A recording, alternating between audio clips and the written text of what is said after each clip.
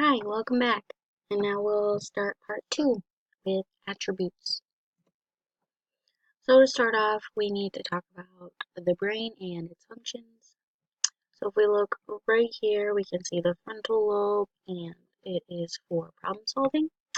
And then we move on to the parental lobe, which is the sensory lobe, and it affects touch, taste, pressure, and pain. And then we have the full lobe, which is for visual information. And then we go down to the cerebellum, which is for balance and coordination. And then lastly, we have the temporal lobe, which is for hearing and language. So now we'll talk about the implications of brain injury on learning. So research has shown that people have experienced traumatic brain injury um, suffer from problems with memory and attention.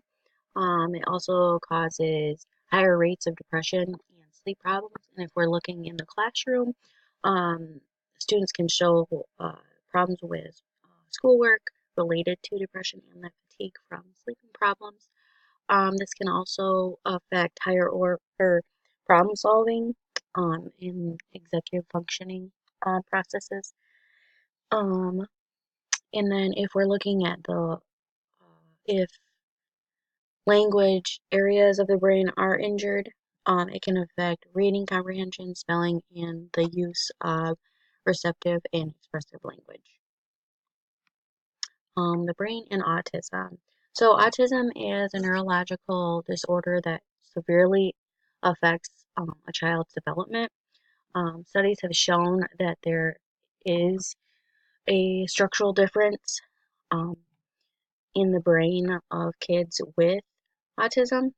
One study even found that um, 2-year-old boys with autism have a larger brain volume. And then those same boys in adolescence, their brain volume actually decreased from the control group, which is pretty interesting. Another study found um, that autism affects the social centers in the brain, um, which uh, can affect socialization. So it causes deficiencies um, or deficits, cognitive deficits, and even motor problems. ADHD and the brain.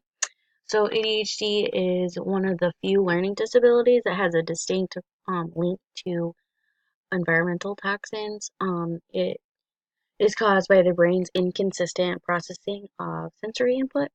There are structural differences in the brain with kids um, that have ADHD, and it can show a delay of an average of like 3 years.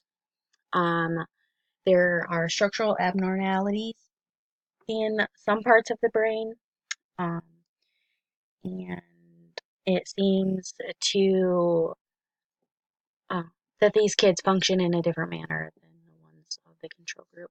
One study found. There's evidence that shows that there is more excitatory chemicals in their brains, and we can see that when children have problem with impulse control or impulsive behaviors.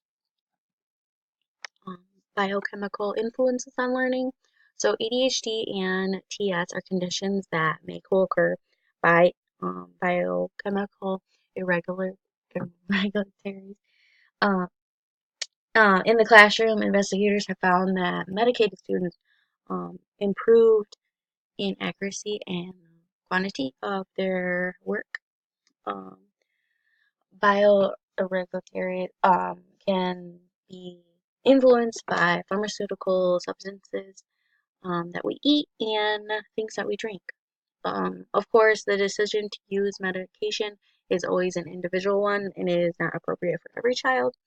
And the school district cannot mandate that medications be administered to children. Research on memory.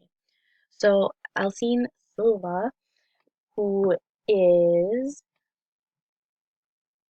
um, he is a professor of neurobiology and psychiatry at the David Griffin School of Medicine at UCLA. He states that memories are controlled by chemical signals in the brain um, that are triggered by learning.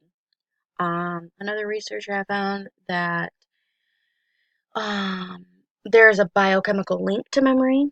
So, how can teachers help students with LD to improve memory? They can use visual supports, make connections between new information and prior experiences, um, provide lots and lots of practice for students to learn um, the new information, and this can move the information from short-term memory to long-term memory. Um, Motivation, just tell them they got this, they can do it, and more time. Research has found that um, individuals with LD require a longer time to receive known information. Um, it's about 300 milliseconds longer if it's retrieving a known word.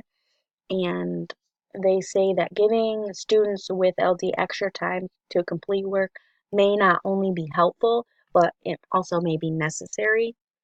So that being said, they take a longer time to even do sorting tasks. Research on metacognition. So metacognition refers to the knowledge and control individuals have over um, their thinking and learning. So it is the ability to think about what one is thinking about. Um, so some strategies that teachers could use to help with metacognition is rote drills, which will help with memorization using visualization and verbalization techniques. So um, this will help students create mental pictures. They can use think out loud stories, note taking. This skill helps increase information storage. So the teachers should model this and have students a copy from the board. Verbal self-talk. Um, this is a useful organization strategies. They say this is where you think a task out loud, step by step. Mnemonics. This assists students in memorization um, of new vocabulary and facts by hooking new information to known information, thus facilitating retrieval. And then finally, mapping and graphic organizers. This is a useful means or useful visual means to help students organize information. So, for example, there's story maps, word webs, KWL charts, or Venn diagrams. Phonological processing problems. One main cause of reading and language issues is the phonological processing problems. It's where there's difficulties with the way the brain processes sounds and order of language. They may also have difficulties acquiring alphabetic or phonetic reading strategies. One of the first signs is delayed speech, and it may cause children to have trouble spelling words correctly. Um, it is important to know that these children have the ability to read when exposed to the right um, instruction. Researchers have found that with explicit and repeated discussion of um, phonemic principles, that they have the ability to read. They may also have trouble with following directions, reading aloud in the classroom, interpreting um, vocal instructions on an assignment. So having phonological processing problems can manifest in many ways, but beyond reading and um, phonemes. So they will benefit from visual cues for instruction, directions, and assignments. Part 3 will continue soon.